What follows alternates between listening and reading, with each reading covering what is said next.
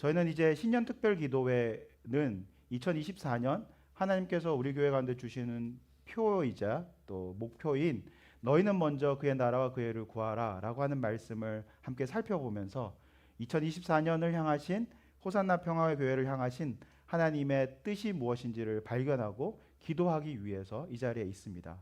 우리가 우리의 소망이나 우리의 기도 제목을 하나님께 아뢰기 전에 우리를 향하신 하나님의 계획을 먼저 듣고 하나님의 뜻을 알고자 하는 시간인 줄을 믿습니다.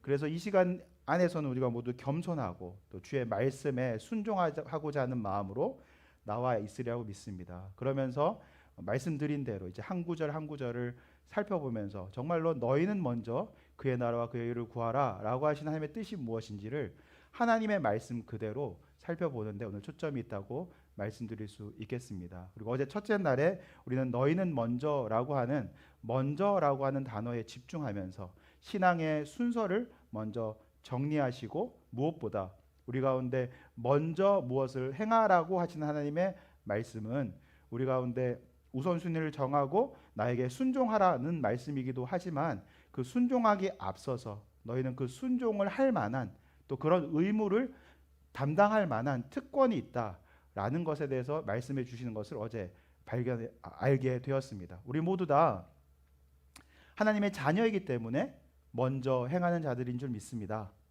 믿으십니까?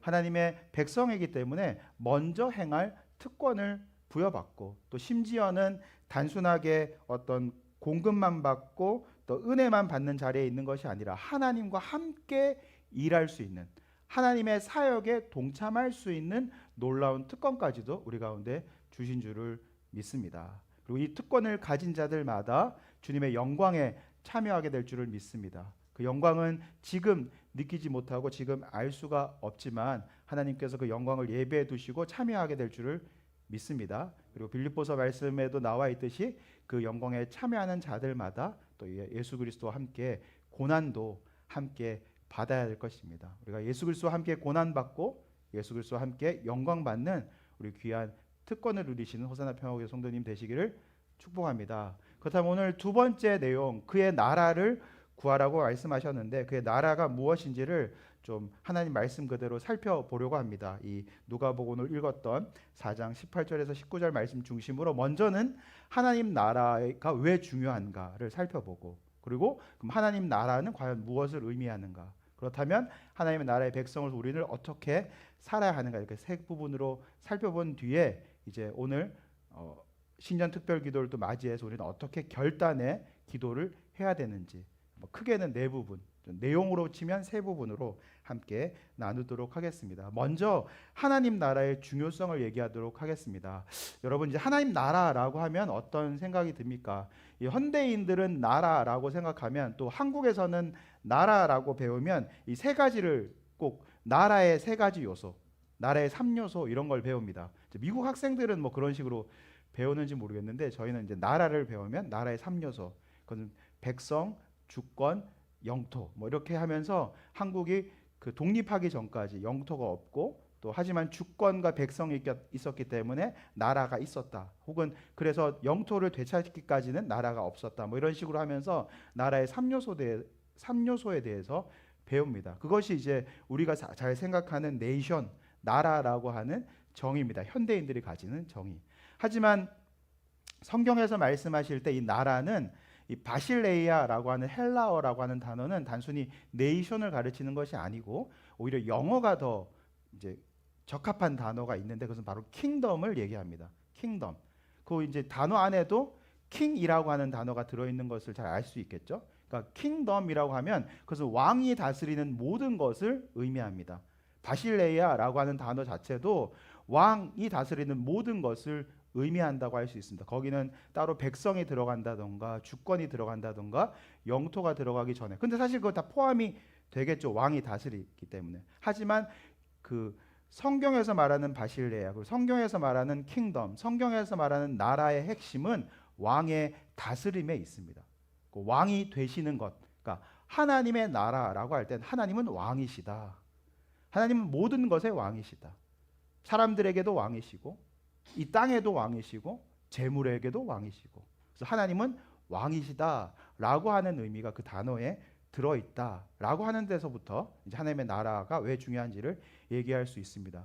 만약에 하나님의 나라가 단순히 나라, 주권, 영토의 개념을 넘어서서 하나님은 왕이시다, 하나님이 왕이심을 선포하고 왕으로 다스리는 모든 것을 의미한다면 하나님 나라에 대한 내용은 성경 전체의 이야기라고 할 수 있겠습니다. 하나님께서 온 세상을 창조하신 왕이시고 또 온 세상을 인도하시는 왕이시고 또 죄를 범하였을 때 이 세상을 심판하는 왕이시고 또 이 세상이 죄로 말미암아 멸망 가운데 갈 때 구원하시는 왕이시고 또 최후의 모든 인류에 대해서 그 죄를 합당하게 재판하시는 재판관이신 왕이신 모든 것이 담겨 있는 것, 그것이 성경이 말하는 내용이라고 믿습니다. 그렇기 때문에 하나님 나라가 첫 번째 그 단어의 의미에서부터 중요하다라고 말씀드릴 수 있습니다. 그리고 또한 하나님의 나라가 중요한 두 번째 이유는 예수님이 전한 복음의 핵심이 하나님의 나라이기 때문입니다. 우리 마가복음 1장 15절 말씀 함께 읽겠습니다. 시작. 이르시되 때가 찼고 하나님의 나라가 가까이 왔으니 회개하고 복음을 믿으라 하시더라. 아멘. 하나님께서 이 복음이라고 말씀하실 때 하나님의 나라가 가까이 왔다, 때가 찼고 하나님의 나라가 가까이 왔다. 여기서 이제 나라는 어떤 영토나 뭐 주권을 의미하는 것이 아니라 하나님의 왕대심, 왕으로서의 통치가 가까이 왔다라고 하는 말씀이고, 그래서 이 마가복음은 이제 지금 우리가 묵상하고 있는 본문입니다. 그래서 이 묵상의 마가복음의 정말 핵심은 하나님의 나라가 도래했다, 하나님의 나라가 임박했다, 그리고 이 하나님의 나라가 임박했으니 너희가 회개하고 복음을 믿어야 한다라고 하는 내용이 오늘 마가복음의 말씀이기 때문에 이번 마가복음을 묵상하는 기간 동안 하나님의 나라에 대해서 깊이 있게 깨닫고 이 복음을 마음에 받아들이는 시간 되시기를 주님의 축복합니다. 이 본문이 똑같이 마태복음 4장 17절에 나와 있습니다. 왜 그러냐면 오늘 저희가 함께 살펴보고 있는 먼저 그의 나라와 그의 의를 구하라라고 하는 말씀이 이제 마태복음에 있기 때문에 이제 마태복음으로 넘어와서 마태복음에도 예수님께서 어떻게 복음을 전하셨는지를 보는 것인데요. 4장 17절 우리 함께 읽을까요? 시작. 이때부터 예수께서 비로소 전파하여 이르시되 회개하라 천국이 가까이 왔느니라 하시더라. 아멘. 제가 송구영신 예배 때도 말씀드렸는데 이제 마태는 조금 특이하게 하나님 나라라고 하는 단어를 천국, 킹덤, 헤븐리 킹덤이라고 한 하나님의 하늘에 있는 나라라고 하는 단어로 좀 마태의 복음의 어떤 긴박성과 또 마태가 전하려고 하는 복음에 그 집중하기 위해서 천국이라고 하는 단어를 바꿨는데 이 역시 하나님의 나라라고 얘기를 하고 있습니다. 이 내용이 조금 더 구체화된 내용이 마태복음 4장 23절에 나와 있는데요. 우리 마태복음 4장 23절 말씀 함께 읽겠습니다. 시작. 예수께서 온 갈릴리에 두루 다니사 그들의 회당에서 가르치시며 천국 복음을 전파하시며 백성 중에 모든 병과 모든 악한 것을 고치시니. 아멘.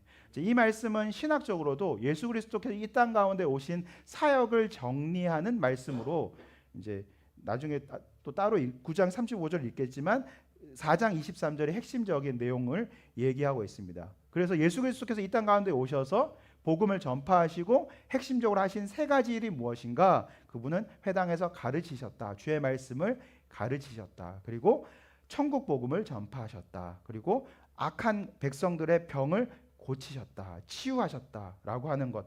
가르침, 복음 전파, 치유, 이 세 가지의 영역을 예수 그리스도의 이 땅 가운데 사역의 핵심이라고 얘기하고 있습니다. 이 말씀이 동일하게 9장 35절에도 얘기하고 있는데요. 9장 35절 말씀 함께 읽겠습니다. 시작. 예수께서 모든 도시와 마을을 두루 다니사 그들의 회당에서 가르치시며 천국 복음을 전파하시며 모든 병과 모든 악한 것을 고치시니라. 아멘.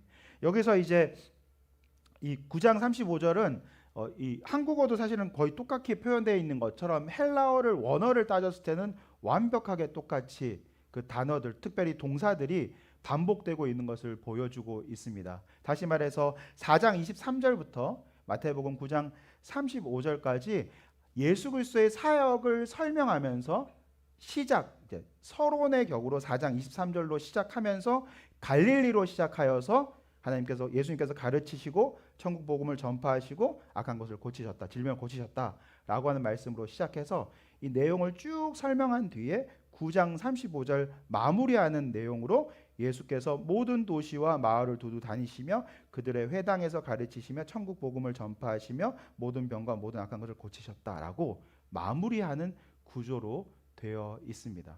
그러면서 마태가 이 마태복음을 통하여 강조하고 싶은 것이 뭡니까?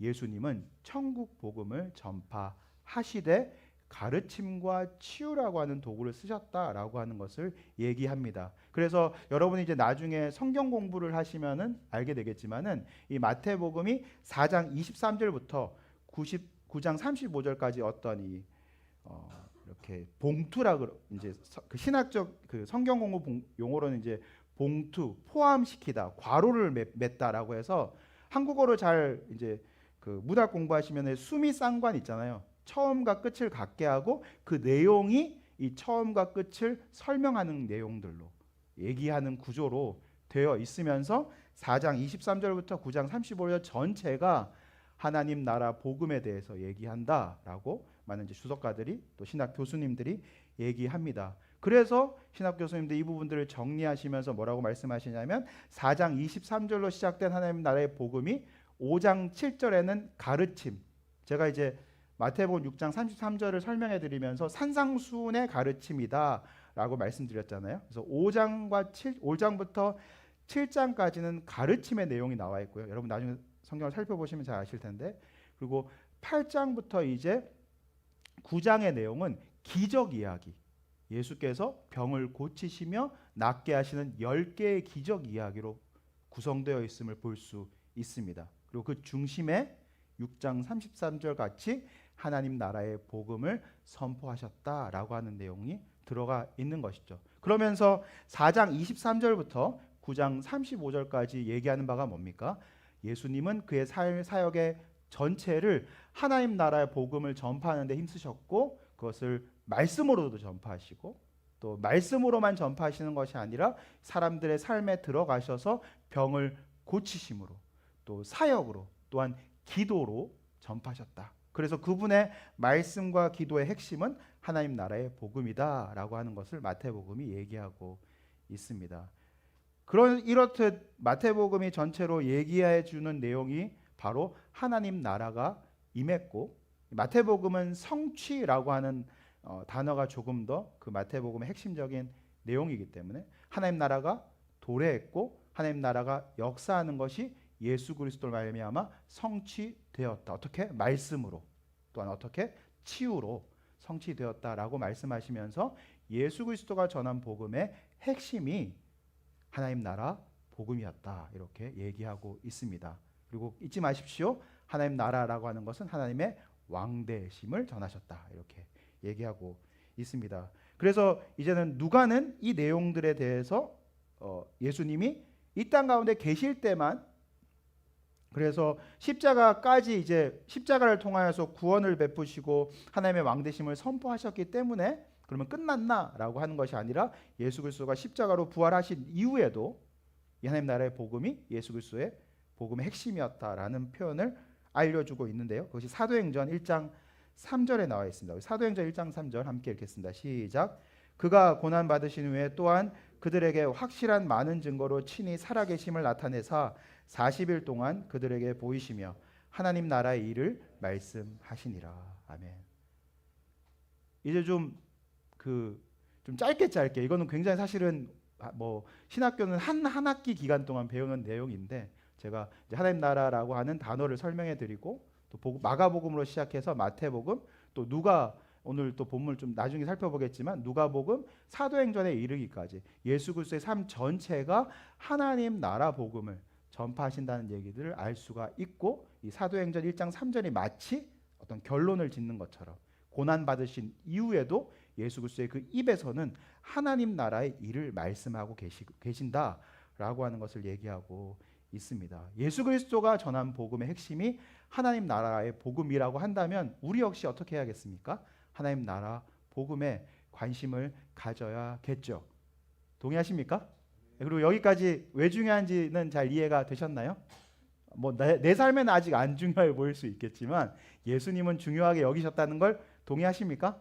예, 이것은 조금 더 여러분이 복음서를 묵상하시고 또 특별히 이번 마가복음을 묵상하시게 되면서 정말로 예수 그리스도의 복음은 하나님의 나라의 복음이었구나라고 받아들이시고 깨닫게 되시기를 간절히 축복합니다. 이건 뭐 누가 설득해서 되는 것이 아니라 하나님께서 우리한테 말씀해 주시고 또 우리가 영적인 눈이 띄어지고 또 우리의 마음이 받아들여질 때 분명하게 알려주시게 될 줄 믿습니다. 성령 하나님께서 우리를 가르치실 줄 믿습니다. 그렇다면 조금 더 구체적으로 그래요. 예수님이 복음을 전하시되 하나님 나라의 복음을 중심적으로 선포하시고 그게 말씀을 통해서 치유를 통해서 얘기하신 거 잘 알겠습니다. 그렇다면 이제 구체적으로 하나님 나라가 무엇입니까? 라고 묻는 사람들이 있지 않겠습니까? 그래서 예수 그리스도께서 친절하게 내가 전하고자 하는 복음은 이러하다. 나는 이제 하나님 나라의 복음을 전할 텐데 내가 전하려고 하는 복음은 이러하다라고 그분의 사역을 시작하면서 두 번째 하나님 나라의 복음은 무엇인가를 설명하시는데 오늘 읽었던 본문의 말씀 누가복음 4장 18절에서 19절 말씀을 통해서 하나님 나라의 복음은 이러하다라고 얘기하고 계십니다. 사실 이 18절 19절 앞서서 16절에 이렇게 시작하고 있습니다. 예수께서 그 자라나신 곳 나사렛에 이르사 안식일에 늘 하신 대로 회당에 들어가서 성경을 읽고 서심해 선지자 이사야의 글을 들이거늘 책을 펴서 이렇게 기록된 데를 찾으시니 곧 하고 오늘 본문의 말씀 먼저 띄워주시면 좋겠는데요.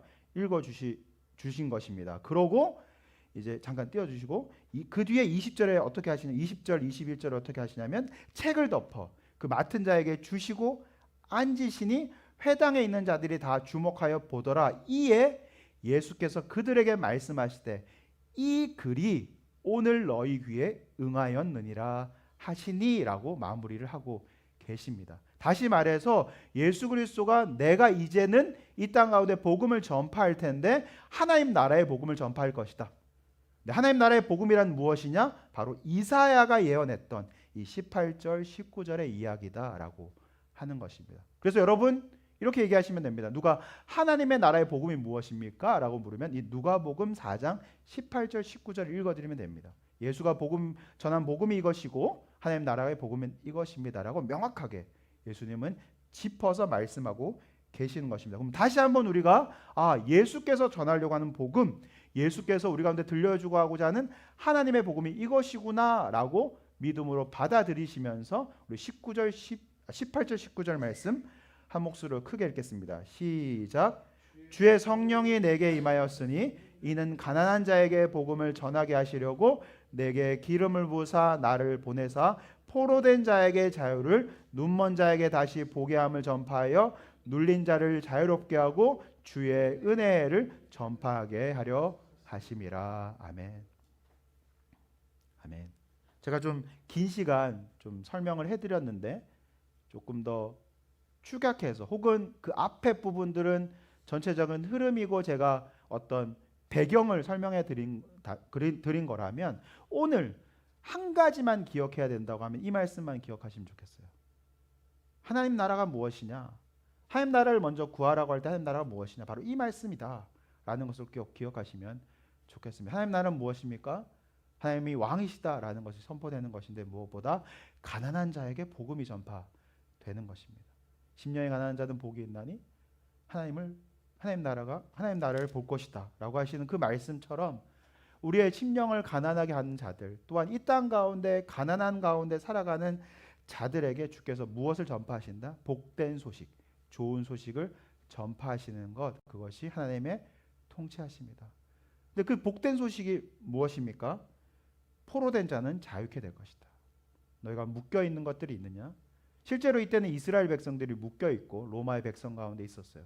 근데 그들에게 전파하는 것입니다. 세상의 권력은 영원토록 너를 붙잡을 수가 없고 너는 반드시 자유케 될 것이다. 이 말씀 그대로 역사적으로도 이스라엘 가운데 해방이 이루어진 줄 믿습니다. 하나님께서 이루어 주셨죠. 근데 이 포로됨은 단순하게 육적인 포로됨만을 의미하는 것이 아니라 영적인 포로됨도 의미합니다. 우리를 묶고 있는 많은 묶임들, 내가 계속적으로 반복하게 짓는 죄들, 나의 삶을 얽매이고 있는 것들, 삶의 무게들, 나를 포로 잡은 것처럼 나를 주인으로 얘기하는 모든 것들로부터 하나님 우리 가운데 자유를 선포하시고 자유케 하시는 줄을 믿습니다. 하나님의 나라는 자유가 있습니다. 두 번째로는 눈먼 자들이 다시 보게 한다라고 말하고 있습니다. 눈을 뜨게 되는 것이죠. 앞을 보지 못한 자들이 눈을 보게 되는 것입니다. 이것은 육적으로도 하나님의 역사가 있으면서 또 예수 그리스도의 삶 속에 이런 일이 있었겠죠. 또한 우리에게는 영적으로도 이런 일이 있게 되는 줄을 믿습니다. 세상에 보이는 것들, 세상의 높은 벽들, 세상의 큰 세력들로 인해서 우리의 마음이 두려워지고 넘어질 때 주님은 하나님 나라를 우리 가운데 선포하시고 하나님 나라의 복음을 받아들이는 자들마다 그 눈을 뜨게 하시는 줄을 믿습니다. 눈뜬 자들은 세상보다 크신 하나님을 보게 될 줄을 믿습니다. 하나님 나라가 임하기를 구하십니까? 내 눈이 띄어지도록 기도해야 될 줄을 믿습니다. 그리고 세 번째 어떤 일이 일어납니까? 눌린 자들을 자유케 된다라고 얘기하고 있습니다. 이 부분은 포로된 자들이 처음에 자유케 되었다고 한다면 이때는 눌린 자들이라고 할 때는 저는 이 눌린 자들을 소망을 잃어버린 자들이라고 표현하고 싶습니다. 소망을 잃어버린 자들, 생명력이 없는 자들, 힘이 없어진 자들, 능력이 사라진 자들. 포로된 자들 같은 경우는 그래도 힘이 있고 뭔가 해방하려고 하는 있고 좀 투쟁하는 일이 있다고 한다면 이 눌린 자들은 그 모든 것도 다 끝난 겁니다. 소망도 사라지고 힘도 사라지고 능력도 없어지고 생명력도 없어지고 다시 재기할 수 없는 것 같은 상황 속에 들어간 사람들, 그들을 어떻게 하신다고 말합니까? 주님은 풀어주신다고 말합니다. 풀어주신다고. 그러니까 자유롭게 해주신. 여기서는 이제 마음껏 움직일 수 있도록 해주신다고 말하고 있습니다. 여러분 정말로 우리 삶 속에 마음껏 예수 그리스도를 믿고 싶으십니까? 마음껏 주님을 찬양하고 싶으십니까? 나의 소망이 나의 꿈이 다시 살아나기를 간절히 소망하십니까? 낙심하여 있고 생명이 없어 있고 죽어 있는 같은 나의 영혼이 살아나시기를 간절히 소망하십니까? 그것이 바로 하나님 나라가 임하면 이루어질 일인 줄 믿습니다. 그러면서 마지막으로 네 번째 어떤 일이 일어납니까? 주의 은혜의 해가 선포되기 시작합니다. 왕이 오셨다. 왕이 다스린다. 이 세상에 어떤 권력도 죽었고 왕이 능력으로 함께 하신다고 말하는 은혜의 해가 전파되는 일. 그래서 예수 그리스도를 믿지 않고 하나님의 백성이 아니었던 자들이 하나님의 백성이 되는 일이 이루어지는 것. 그것이 하나님 나라가 임할 때 일어나는 일인 줄을 믿습니다.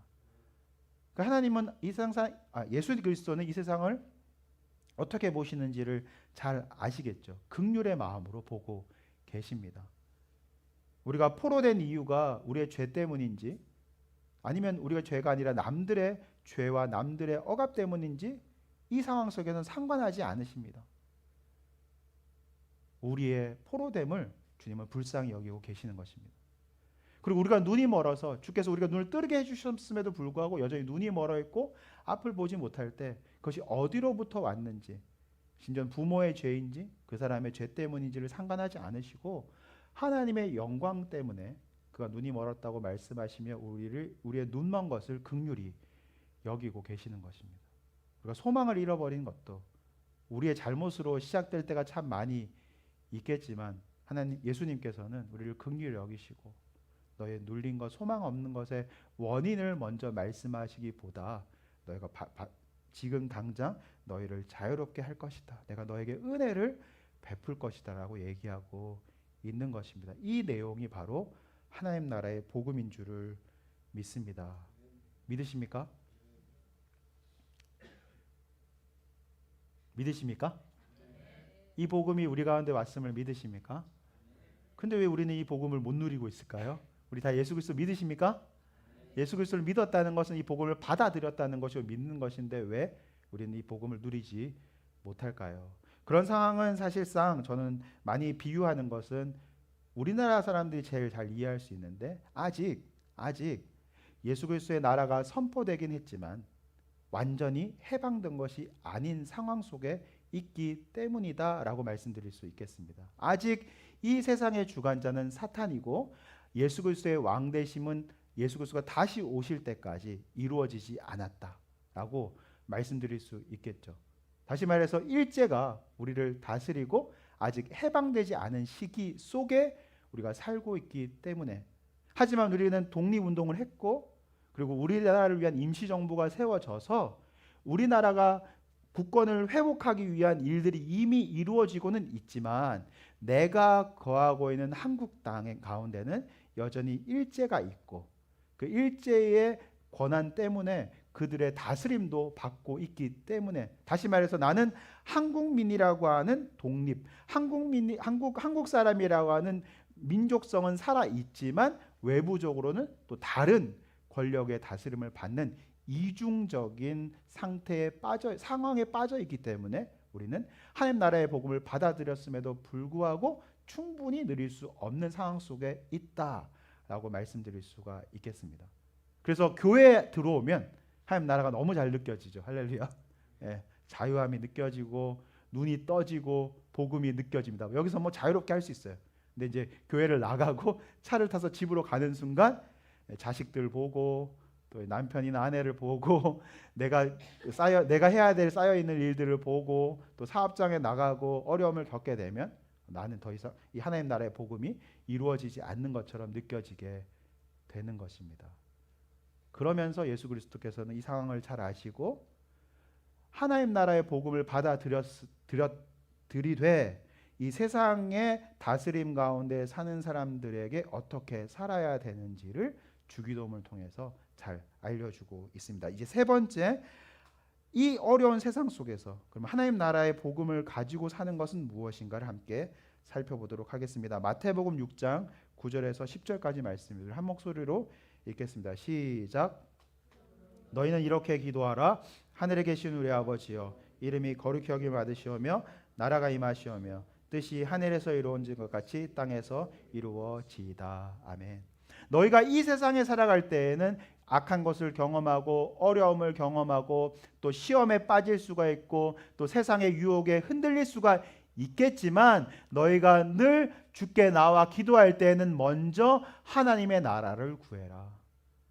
하나님의 이름을 높여드리고 하나님의 나라를 구하고, 그래서 뜻이 하늘에서 이루어진 것 같이 땅에서도 이루어지기를 오늘도 구하고 내일도 구하고 모레도 구해야 한다라고 말하고 있습니다.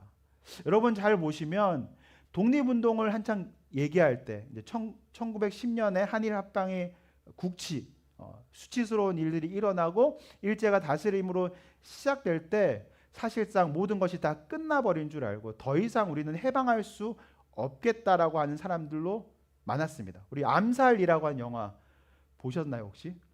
네, 이정재가 나와가지고 총알 막 얘기하고 막 이러는, 안 보셨나요? 한번 보시면 재미있는데요. 그 영화를 보시면 일제 시기에 독립운동을 한다고 해놓고는 그가 이중 스파이가 돼가지고 독립운동하는 사람들을 다 고발하고 잡히게 했던 사람의 이야기들이 있고 그 사이에 독립운동을 했던 사람들이 있습니다. 그러면서 정말 중요한 대사가 나오는데요. 독립운동을 하고 배신당했던 사람이 마지막 그 운동했던 사람들을 다 팔아 넘겼던 그 사람에게 죽이기 전에 이제 질문을 합니다. 너 왜 그랬냐? 왜 우리를 배신하고 우리를 왜 다 팔아들였냐? 심지어 너 해방하고 나서의 일이거든요. 근데 그 사람이 얘기하죠. 몰랐다고. 해방할지 몰랐다고. 우리나라가 독립할지 몰랐다고. 나는 정말 몰랐다고. 라고 말하면서 그는 해방할지 몰랐기 때문에 모든 것을 팔아버렸고 일제가 시키는 대로 살 수밖에 없었다라고 말을 하는 것을 볼 수 있습니다. 그런데 우리가 역사를 잘 아는데요. 1910년에 한일합방이 됐던 그 시기에 독립은 몇 년도에 됩니까? 1945년. 35년밖에 걸리지가 않았어요. 그렇지만 그 35년 동안 많은 시기가 있었죠. 아마도 1910년도에 한국 사람들은 정말로 독립이 되지 않을 거다라고 생각을 했을 겁니다. 일본이 중국을 이기고 심지어 미국도 위협하고 그 많은 러시아도 이기고 일본이 너무 어마어마한 군사력을 가지고 있었다는 것을 알았기 때문에 그 짧은 시기임에도 불구하고 그들은 해방될지가 몰랐어요. 하지만 대다수 국민 또 독립운동을 힘썼던 사람들 마음속에는 어떤 마음이 있습니까? 우리는 한국 사람이고 반드시 독립하게 될 거다. 그리고 독립하지 못한다 하더라도, 내 시대에 독립을 볼 수 없다 하더라도 다음 시대에는 반드시 독립하게 될 거다라고 하는 꿈과 믿음을 가지고 살았던 것을 볼 수가 있습니다. 그러면서 그들이 제일 많이 했던 게 뭡니까? 바로 한국 민족의 역사를 가르치고, 또 하나 저는 굉장히 중요한 거라고 생각하는데, 한국 말을 가르친 겁니다. 끝까지 한국어를 가르치고 한국의 민족성을 가르친 거죠. 그 일에 교회가 아주 큰 일들을 사용을 받았습니다. 성경을 한글로 바꾸고 그 한글을 읽히게 함으로 인해서 한글을 지키게 하는. 그래서 참 재밌는 일이, 많은 이 식민지를 겪었던 많은 나라들이 독립했을 때, 여러분 잘 보시면 영어권이나 불어권 나라들, 또 세상의 많은 나라들이 그 식민지를 받았던 나라의 언어가 그 나라의 주 언어로 바뀐 나라들이 거의 대부분이거든요. 거의 유일하게 우리나라만이 한국어를 사용하고 있는, 일본어가 일본의 잔재들은 있지만 한국어를 사용하고 있는 것들을 볼 수가 있습니다. 하나님 나라 얘기하다가 너무 한국 나라 이야기로 넘어왔었는데, 이 부분을 잘 연계해 보시면서 그 독립운동 하셨던 사람들이 우리나라 사람들에게 심어주고자 했던 것이 무엇입니까? 한국 나라의 정신, 한국 나라의 생각, 한국 나라의 말을 심어줬다는 것에 대해서 기억을 해보시라는 것이고, 예수 그리스도께서 지금 우리 가운데 주기도문으로 주실 때, 이 주기도문은 바로 우리에게 하나님 나라의 말, 하나님 나라의 정신을 잊어버리지 않도록 하신다라는 것에 대해서 우리가 기억해야 될 줄을 믿습니다. 동의하십니까? 그러면서 이 말씀은 조금 더 구체적으로 바울이 로마서 12장 1절 2절에서 이렇게 얘기하고 있습니다. 우리 로마서 12장 1절 2절 한 목소리로 크게 읽겠습니다. 시작. 그러므로 형제들아, 내가 하나님의 모든 자비하심으로 너희를 권하노니 너희 몸을 하나님이 기뻐하시는 거룩한 산 제물로 드리라. 이는 너희가 드릴 영적 예배니라. 너희는 이 세대를 본받지 말고 오직 마음을 새롭게 함으로 변화를 받아 하나님의 선하시고 기뻐하시고 온전하신 뜻이 무엇인지 분별하도록 하라. 아멘. 이 말씀이 저는 정확하게 마태복음 6장 9절에서 10절, 하늘에 계신 우리 아버지여 이름이 거룩히 여김을 받으시오며 나라가 임하시오며 뜻이 하늘에서 이루어진 것 같이 땅에서도 이루어지이다 라고 하는 말씀과 동일한 말씀이라고 믿습니다. 먼저 너희가 모든 자비하심으로 권하노니 하나님이 기뻐하시는 거룩한 산제사로 드리라. 이 세대를 본받지 말고 오직 마음을 새롭게 함으로 변화를 받아 하나님의 선하시고 기뻐하시고 온전하신 뜻이 무엇인지 분별하도록 하라. 이것이 바로 하나님 나라의 백성으로, 하나님 나라의 복음을 받아들이는 자들로 살아가야 될 삶이라고 믿습니다.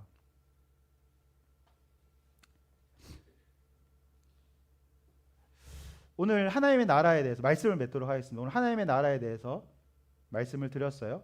하나님 나라는 무엇입니까? 한 문장으로 얘기하면 하나님께서 왕이시다라는 것입니다. 그죠? 하나님 나라는 무엇이냐? 하나님의 왕이시다. 그리고 조금 더 구체적인 내용은 오늘 읽었던 누가복음 4장 18절처럼 가난한 자에게 복음을 전파하고 포로된 자에게 자유를, 눈먼 자에게 다시 보게 함을, 눌린 자에게 자유롭게 하고 주의 은혜의 해를 전파하게 하려 합니다. 하지만 이 세상은 여전히 사단이 다스리고 세상이 유혹하는 세상이기 때문에 하나님의 백성으로 산다는 것은 이 세대를 본받지 않고 매일매일 하나님의 나라가 임하소서라고 기도하는 삶으로 살아가야 한다는 것이 오늘의 말씀의 핵심이라고 말씀드릴 수가 있겠습니다. 주께서 먼저라고 말씀하시면서 우리를 특권을 기억하게 하시고 특권의 자리로 부르셨을 때 우리가 정말로 꿈꿔야 할 것이 무엇인지를 말씀하고 계시는 것입니다. 너희는 먼저 그의 나라를 꿈꿔라. 지금은 당장 보이지 못하지만 특히 한국 사람들은 너희 역사 속에서 일어난 일들을 기억하고 당장 너희 삶 속에 이루어지지 않는 것처럼 느껴지겠지만 하나님 나라가 이미 임하였고 그 하나님 나라가 곧 도래하여서 예수 그리스도의 완벽한 통치가 임할 거라는 것을 선포하고 살아야 한다. 잊지 않도록 해야 된다. 몰랐다고 얘기하면서 이 세상을 본받고 살아가는 것으로 끝나서는 안 된다라고 얘기하고 계시는 것입니다.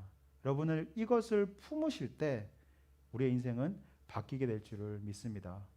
특별히 우리 다음 세대의 삶이 바뀌게 될 줄을 믿습니다. 우리 성도님들 왜 신앙생활을 하십니까? 왜 기도하십니까? 왜 하나님 나라를 꿈꾸라고 하는 말씀 속에 나아가고 계십니까? 저는 나의 신앙을 통해서 나의 삶의 변화도 있지만 내가 겪었던 믿음의 문제, 내가 겪었던 죄악의 문제를 나의 자녀들의 세대가 더 이상 겪지 않도록 하기 위해서 저는 신앙생활을 하고 있다고 믿습니다. 나의 다음 세대 자녀들은 더 좋은 하나님의 나라를 경험할 수 있도록, 하나님을 더 깊이 알 수 있도록, 그리고 하나님 나라 가운데 살 수 있도록 기도하는 마음이기 때문에 우리는 하나님의 나라를 지금 구하고 기도하는 줄을 믿습니다. 아닙니까? 저는 제가 이 자리에 서 있고 또 제가 역사를 말씀드리는 것처럼 우리가 이 이민을 와서도 이 이민교회를 세우고 하나님을 구하고 기도할 수 있는 이유가 우리 믿음의 선배들, 우리의 조상들이 복음을 받아들이고 그들이 믿음으로 먼저 그의 나라와 그의 의를 구했기 때문에 그 세워진 신앙의 토대 가운데서 세워졌다고 믿습니다. 우리 자녀들은 더 주님을 더 알아야 되지 않겠습니까? 우리의 다음 세대는 더 주님께 더 나아가야 되지 않겠습니까? 호산나 평화교회는 더 날로 주님의 나라와 주님의 뜻을 이루는 귀한 하나님의 통로가 되어야 되지 않겠습니까? 그러기 위해서는 어떻게 해야 됩니까? 독립운동을 했던, 너무 거창합니까? 독립운동을 했던 우리의 조상들처럼 하나님 나라의 복음을 꿈꾸고 하나님 나라를 간절히 구해야 될 줄을 믿습니다. 이 복음을 있느냐 없느냐에 따라서 주님께서는 우리의 인생을 완벽하게 바뀌게 하실 줄을 믿습니다. 주여 우리를 통하여 하나님 나라가 이루어지게 하여 주시옵소서.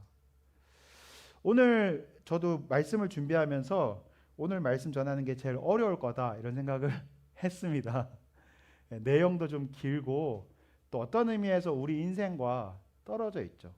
하지만 조금 우리 성도님들의 관심이나 지금 신년 특별 기도회에 맞게 기도에 맞춰서 말씀을 전할까라고 하다가 그러지 않기로 결정한 이유는 우리가 우리 인생을만 바라보고 우리의 인생의 기도만 한다면 저는 그보다 슬픈 일이 없다고 믿습니다. 다시 말해서 나는 하나님 나라 백성인데 내 꿈은 여전히 세상의 꿈이고 나의 삶의 방식은 여전히 세상의 방식이라면 하나님이 나를 구원하신 의미가 없지 않습니까? 어떤 분들은 이런 얘기를 하십니다. 목사님들이 좀 더 현실적인 설교를 하고 성경도 최대한 성도님들이 삶에 맞춰서 설교를 하라고. 하지만 저는 그 말도 너무 맞고 그래서 늘 설교를 할 때 그 부분을 어떻게 적용할지를 고민하고 있습니다. 하지만 한 가지 더, 저는 세상 속에서 힘겹고 어려움 속에서 살던 우리 성도님들이 교회에 와서만은 하나님의 사랑을, 하나님의 나라를 꿈꾸시는 시간을 갖기를 원하는 겁니다. 세상도 고달픈데 교회 와서도 고달프게 있다가 가지 않기를 원하는 겁니다. 정말로 하나님이 예비해 두신 그 나라가 무엇인지를 깨닫게 되시기를 원하는 겁니다. 세상과 다른 나라가 있어. 세상이 돌아가시는 방식이 아니라 다른 방식으로 돌아가는 나라가 있어.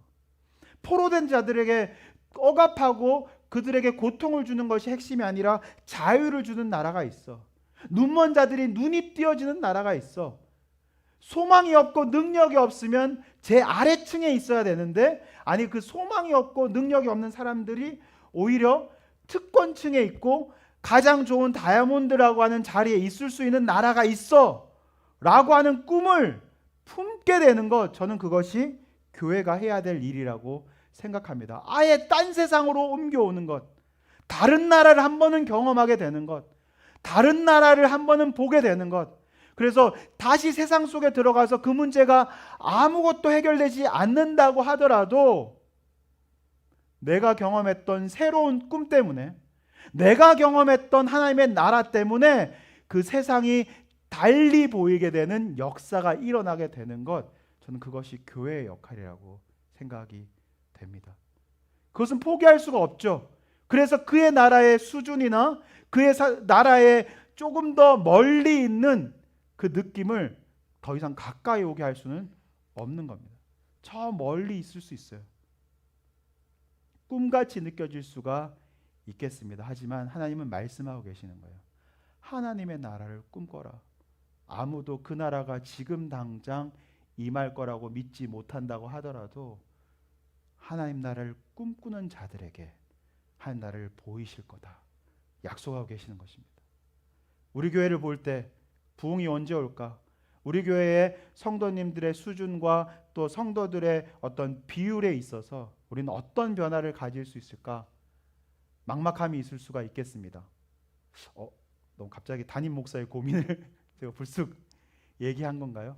아니요. 저는 그런 고민은 저 세상이 하는 고민이라고 믿습니다. 하나님 나라에 들어오면, 이 자리에 오면 성도님들이 보는 눈이 바뀌기 시작합니다. 여기 앉아가지고 예배를 준비하기 하는 기도를 하기 시작하면 성도님들 한 분 한 분이 한 분 한 분에 계시는 은사가 바뀌어 보이기 시작하는 겁니다. 주님이 어떻게 보고 계시는가? 주님이 어떤 꿈을 꾸고 계시는가? 우리 성도님 한 분 한 분을 통해서 어떤 일을 역사하고 계시는가를 보게 되고 그 꿈이 부어지게 되는 겁니다. 그래서 부흥을 꿈꾸는 것은 답답함이나 간절함에서 오는 것이 아니라 주님이 주어주시는 꿈의 풍성함 때문에, 하나님이 채워주시는 그 은혜의 풍성함 때문에 저는 기대가 되고 간절해지는 겁니다. 왜냐하면 될 것 같으니까, 곧 이루어질 것을 믿기 때문이기 때문에 저는 그것을 더 간절하고 충만하게 기도하게 됩니다. 이 시간 저는 요청하는 겁니다. 하나님 나라의 꿈에 동참할 분들이 계십니까? 어렵지만, 나는 지금 고백할 수 없지만 하나님의 꿈에 동참하실 분이 여기 계십니까? 하나님 나라를 꿈꾸실 분이 여기 계십니까? 세상 속에서 하나님 나라를 꿈꾸실 분이 우리 호산나 평화교회에 계십니까? 이 자리에 내가 모든 삶의 어려움 속에 나온다 하더라도 하나님 나라의 꿈만 임하면 내 세상을 바라보는 눈이 변화될 겁니다. 바뀔 겁니다라고 고백하는 분들이 계십니까? 아멘. 아멘. 우리가 그러하기를 원하는 것입니다. 그래서 오늘의 사실 결단은 하나님 나라의 꿈꾸기. 사실 오늘 원래 그 제목은 하나님 나라 임하소서라고 정했다가 제가 바꾼 이유는 다른 어떤 것보다 하나님 나라가 임하소서라고 기대하는 사람들이 먼저 성령의 능력으로 눈이 뜨이고 변화되어서 꿈을 꿔야지만, 하나님 나라를 경험해야지만, 하나님 나라를 간절히 구해야지만 임한다라는 기도로 넘어갈 수가 있겠구나라고 생각이 되어서 제목을 바꿨습니다. 세상 속에 하나님 나라를 꿈꾸자. 세상 속에 하나님 나라를 꿈꾸자. 그러기 위해서 오늘의 결단은 바로 이 말씀입니다. 에베소서 1장 17절에서 19절 말씀을 읽고 함께 기도하도록 하겠습니다. 에베소서 1장 17절에서 19절 말씀입니다. 시작. 우리 주 예수 그리스도의 하나님 영광의 아버지께서 지혜와 계시의 영을 너희에게 주사 하나님을 알게 하시고 너희 마음의 눈을 밝히사 그의 부르심의 소망이 무엇이며 성도 안에서 그의 기업의 영광의 풍성함이 무엇이며 그의 힘의 위력으로 역사하심을 따라 믿는 우리에게 베푸신 능력의 지극히 크심이 어떠한 것을 너희에게 알게 하시기를 구하노라. 아멘. 바로 17절 18절인 것이죠. 지혜와 계시의 영을 너희에게 주사 하나님을 알게 하시고 너희의 마음을 눈을 밝히게 하여 주시옵소서. 우리의 마음의 눈을 밝히게 하여 주시옵소서. 이 기도가 오늘의 결단인 겁니다. 이 기도가 이루어지고 눈이 밝혀지고 지혜의 계시의 영을 충만히 구하는 자들에게 하나님의 나라를 꿈꾸게 하실 줄을 믿습니다. 하나님의 나라의 복음의 비밀을 알려주실 줄을 믿습니다. 오늘 이 시간 이 자리 기도하기를 원합니다. 주여, 우리의 마음에 눈을 밝혀주셔서 세상 속에서 하나님 나라의 꿈을 꾸게 하여 주시옵소서. 그리고 하나님 나라의 꿈을 꾸는 자들마다 세상 속에서 다른 사람들로 세상을 흔들고 세상과는 다른 거룩한 하나님의 백성으로 세상과는 다른 이 땅 가운데 하나님 나라를 선포하시는 사람들로 변화될 줄을 믿습니다. 주의 성령의 능력으로 말미암아 하나님 나라의 꿈을 꾸시는 우리 모든 성도님 되시기를 주님의 이름으로 축복합니다.